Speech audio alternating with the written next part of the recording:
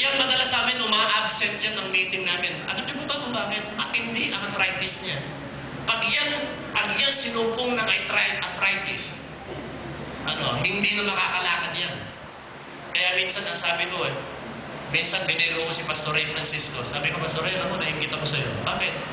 Yung sa gabi, nanaginip ako Oo, ano na panaginipan mo? Ibisipin mo, pangko ka ni Lord. Buhat ka ni Lord. Samantalang ako naglalakad. Ang sabi ko kay Lord, Lord, pinangko mo siya. Bakit binuhat mo naman siya, Panginoon? Samantalang ako naglalakad. Ang sabi sa akin ni Lord, anak, pasensya ka na, may rayo mo ito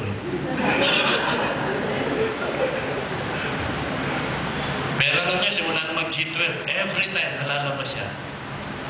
Kanyang kinakausap yung rayuma niya, huwag kang susumpong. At ako ay mag-ahapis ng kaluluwa. Hello? Si Bishop. Ang pangalan nito, yung CCP. Paano ni Bishop? Yung namatay na? Baromeo, Corpus, Bishop Corpus. Magklase si Bishop Corpus Alam niyo, ilang beses na-operan sa puso. Actually, yung puso nun, di baterya na lang Na-operan sa puso. Pero alam niyo, nung itong huling opera niya, opera na siya. Papunta na siya sa operating room. Tapos nung nakasakay siya doon sa tulak-tulak na narinig niya rin, umiiyak yung at naghihingalo yung sabi, Doktor, huwag muna ako dadali sa operating room. Ilapit mo muna ako doon sa may sakit. Siniran pa niya yung may sakit. Yung mamamatay na, siniran niya. Sabi niya, kung pisilin mo na yung kamay ko. Ang pinisil yung kamay, sabi niya, sumunod ka sa panalangin. Sumunod sa panalangin. Opera na lang yan. At alam niya, tumanggap yung tanong. Sabi niya, Dok, pwede niyo na ako dali sa operating room. May sakit yun. Sabi ng Bible, kahit matanda ka na, magbubuka ka pa. Naintindihan niyo po ba yun? Kahit ka matanda, magbubuka ka pa. Kaya sa Panginoon, walang matanda, walang bata. Amen o ba? Sa Panginoon, walang tumatanda. Hello, sabi mo sa katabi mo, hindi ka tatanda. So, huwag natin tingnan. Huwag natin tingnan yung limitasyon natin. Huwag natin tingnan kung ano yung kalagayan natin sa buhay. Huwag natin tingnan yun. Dapat lagi positibo ang iniisip natin. Hello, yung napagpunta natin sa may kawayan, may mga negative napakainit ng pagsakay natin sa paano tayo. Pumunta na tayo doon Wala tayong mga ganun mainit yung mga tao hindi tatanggap kay Lord, pinapractice na sa impyerno.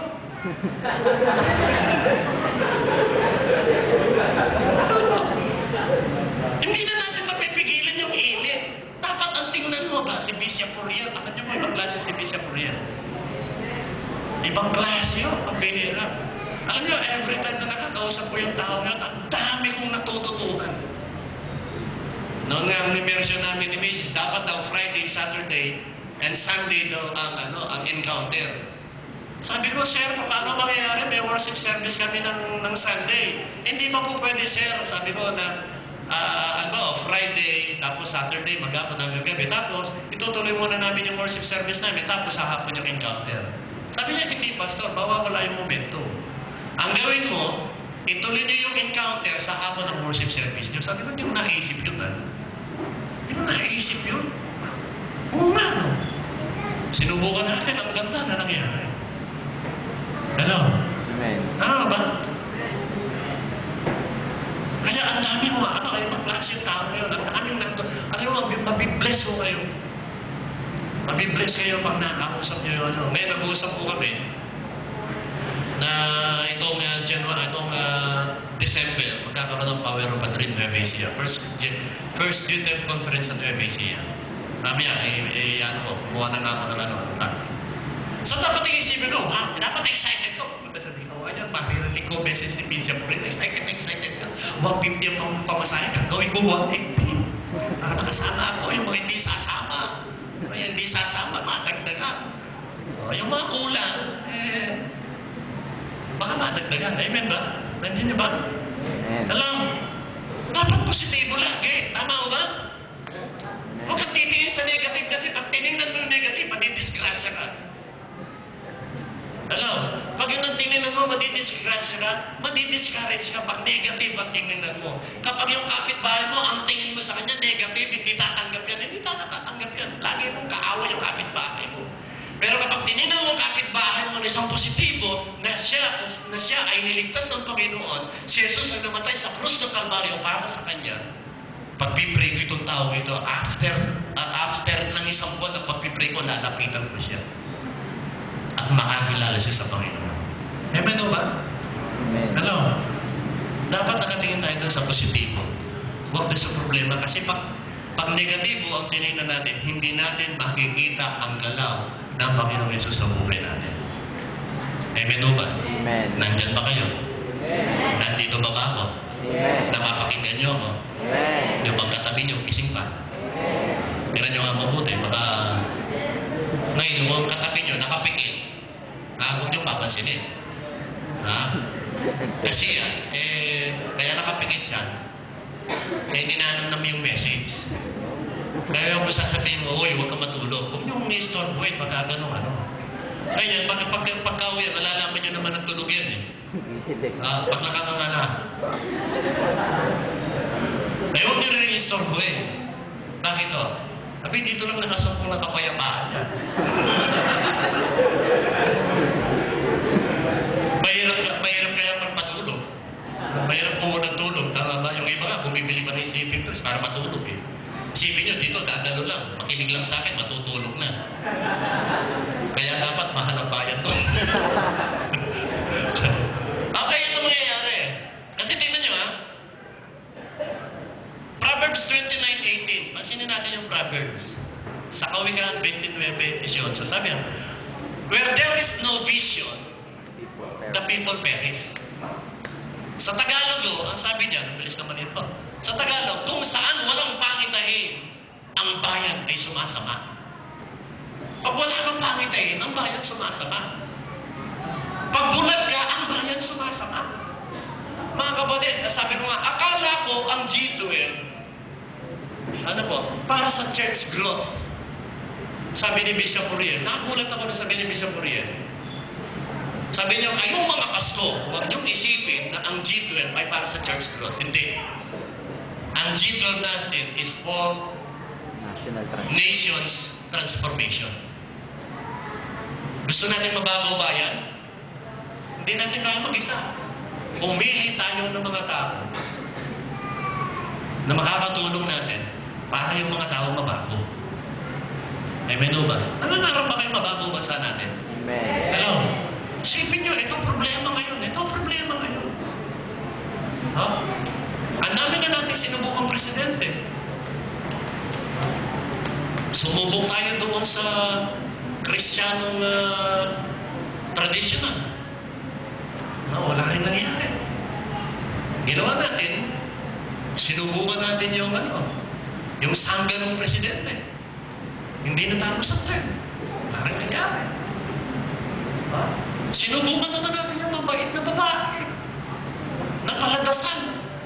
Lagi tumatawag kay Mama Mary. Wala rin nangyari. Sinubukan natin yung pandak na matalino. Sa sobrang talino. Maraming kayamanan ang nawala sa bansa. Sinubukan natin yung binatang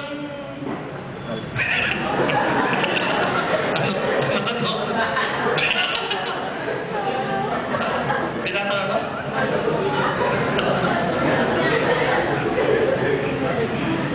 sinubukan natin ngayon.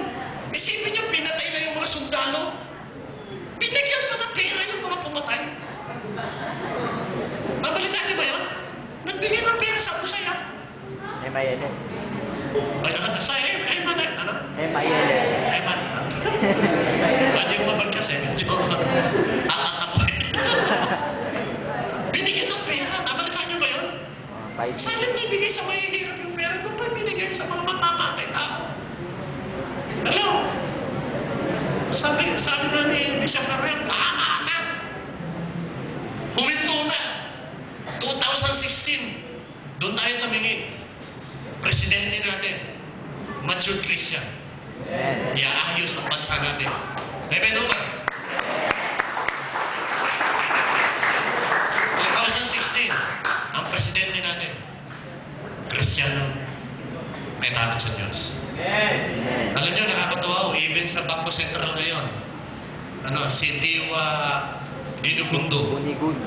Diwa Ginugundo, deputy governor ng, kasi susunod na siyang governor ng Bangko Sentral eh.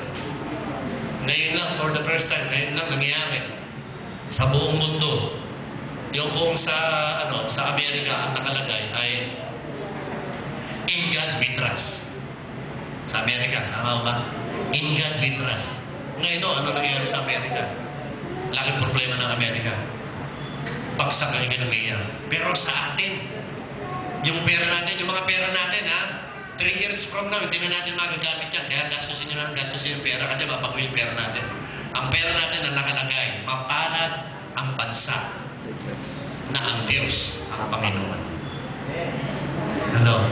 Meron akong pa-sharing time sa pastors, Pastor Restis Guerra. Ginamit niya yung 20 pesos na yun for evangelism. Ano? Yung mapalad ang bansa na ang Diyos, ang Panginoon. Ginamit niya yun. Hello? Kaya alam niyo, 10 taon mula ngayon, mga kapatid, 10 taon mula ngayon, ang driver natin, mga Arabiano.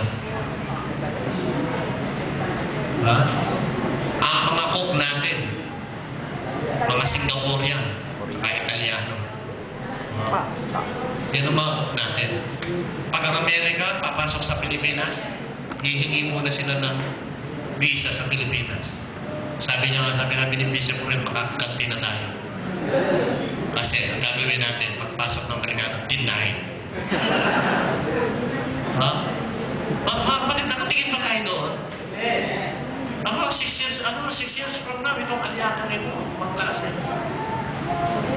Magkaroon tayo ng pangita yung mga kapatid, ito lang, kailangan natin, buksan lang natin yung isipan natin, buksan natin yung mata natin. Sabi mo sa katabi mo, kapatid, huwag kang bulag, huwag kang nakaupo, huwag kang namamalimos. Tingnan natin ito.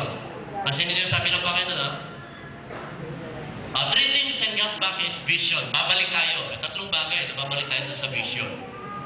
Number 1, pansinin natin si